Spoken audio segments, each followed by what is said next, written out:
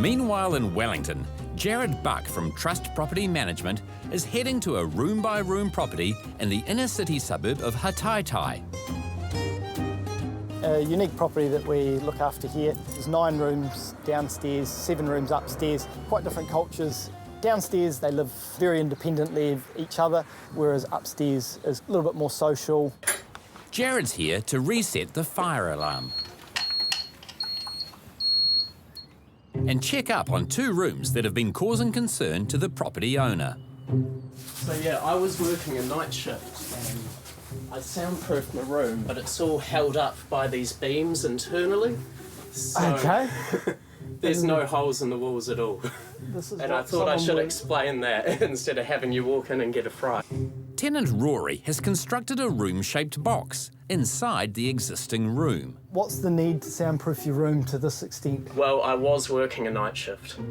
Jared understands the need for a good night's sleep, especially when you need one during the day, but would have preferred Rory invest in some earplugs. It's going to take a fair bit to take it out. Yeah, it's all made to be just so that you're aware that... I plan to build my own house, tiny house, so there's $500 worth of materials here. It's coming with me, trust me. Okay, yeah. The tiny house movement is built around efficient use of living space and is a logical lifestyle choice to an engineering whiz like Rory. It's all internally supported with all of these beams going around, so there's no holes in the walls at all, and it keeps them nice and clean. But Jared's worried this isn't just a tiny house, but also a tinny house. What are you growing? Cacti. Are you sure it's cacti? Yeah, man. Rory's not only into tiny houses, but also tiny plants. Okay, that's good.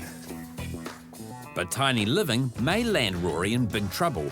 Although confident the builder is within the confines of his tenancy agreement, he hasn't informed the owner of the property, and now Jared will have to deliver the news.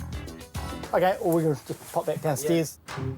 But first, Jared has another room to check out down below, tucked away at the back end of the property. Fred, it's Jared. Fred isn't here, or at least not as far as Jared can see. You would have to wonder how someone actually lives in here. By the looks of things, fairly loosely. We'll be having a few words that you can't have this much food in here because it just attracts rats. While rats are on the guest list in the bed area, in the bathroom, it's more a case of ratatouille. Not only had it been Fred's bathroom, he'd also been using it as his kitchen. We were only alerted to that by the fact that the communal area had no dishes left in it. Like Rory, Fred favours an economic use of space, only without the precision engineering of his upstairs flatmate. Towels and sheets that have gone on the floor are quite sodden. He just needs to tidy up in here before it starts causing some damage.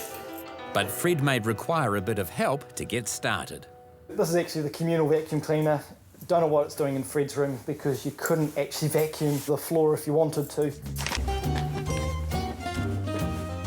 Hello, it's Jared. In Wellington, Jared Buck from Trust Property Management is checking up on 2 rooms of concern at this room-by-room tenancy in Hataitai.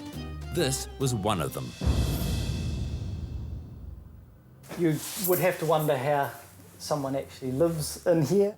This was the other. What's the need to soundproof your room to this extent? Well, I was working a night shift. The tenant of the messy room, Fred, has now moved out, and Jared is worried about the state he's left his room. We're hopeful, but we'll have to wait and see. But if Jared was shocked by what he saw on his last visit, he's about to get an even bigger shock this time.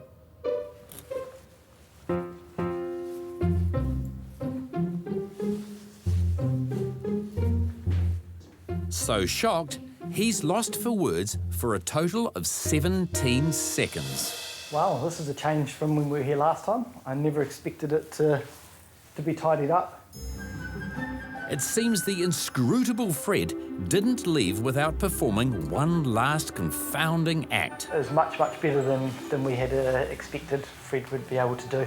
Cleaning up his room and taking the dishes out of his bathroom. He's certainly surprised us with how he's presenting it, so we are quite happy.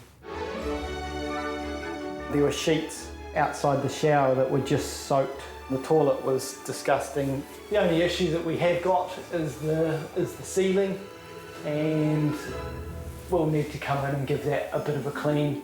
With that room no longer a problem, Jared heads upstairs to deal with one that still is. Hello, it's Jared. As Jared predicted, the owner has balked at Rory's unauthorised renovations and is also worried his cactus garden has caused a spike in electricity use. Well, what assurances can you give me that the power usage isn't because of growing in your room? I have two little, I think they're T5 tubes. They are 25 watts each. I mean, a heater is 2,000 watts. Yep. Jared trusts that Rory's maths is sound, but needs to see for himself whether the inner walls of Rory's room hold up to as much scrutiny. What about if you took down part of it so we could see that there's no damage being caused, and we get the owner in to give the okay? Yeah. Cheers, we'll talk to you in a couple of weeks. Yeah, sure. We may have to give Rory the bad news that he has to take it all down. If that happens, Rory's not going to take it so well, but we'll have to deal with that when it happens.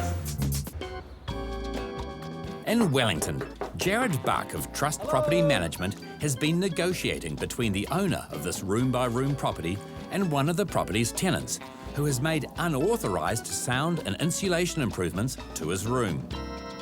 This fan came from the Atari Wilton house. 25 bucks off trade me. Rory has agreed to take down part of the structure to prove that his rig isn't damaging the outer walls. Where is it best to take this? Can I just... Yeah, it just lifts right out. So I'm confident there's no damage. I designed this to put no holes in the walls. It was all built around the constraints of my letting agreement, so... There's no screw holes, which is good to see. And although that's holding either sides out, it's not putting a lot of pressure, it's not causing any damage on the walls.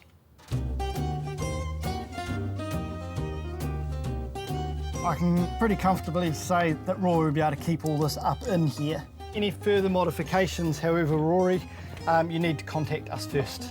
So it looks like Rory's soundproof structure is sound, which comes as a huge relief to Rory. Took too long to put this in to have to rip it all down. Felt a bit mean having to get Rory to take all the boarding off his walls, but he could appreciate the fact that he did that before he asked permission to do it.